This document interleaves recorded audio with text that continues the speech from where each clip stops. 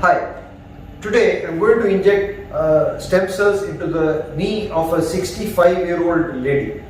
This lady has been suffering with knee pain for the last 1 year. She underwent a knee replacement in another hospital a year ago, but the results are not still good. She has a pain over the lower part of the scar, and this time she wanted to try out stem cells.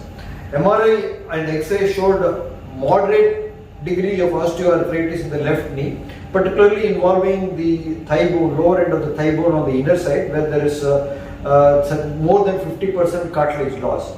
The rest of the knee shows less than 50% of cartilage loss uniformly in the lower end of the thigh bone, upper end of the leg bone, and under the kneecap. There is also some bone swelling in the inner part of the thigh bone. So I will be injecting stem cells into the knee. I will be harvesting stem cells from her own tissues and will be injecting it into the knee under local anesthesia. She should find relief after this and she should be able to go home. It's a day care procedure.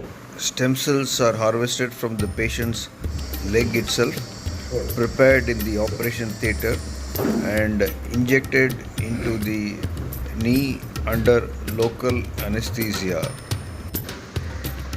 These stem cells can repair damaged cartilage to a certain extent. Thanks for watching. If you did enjoy this video, give it a thumbs up, share it with your friends, subscribe to my channel Madras Joint Replacement Center, and press the bell icon after subscribing. See you in the next video. Cheers.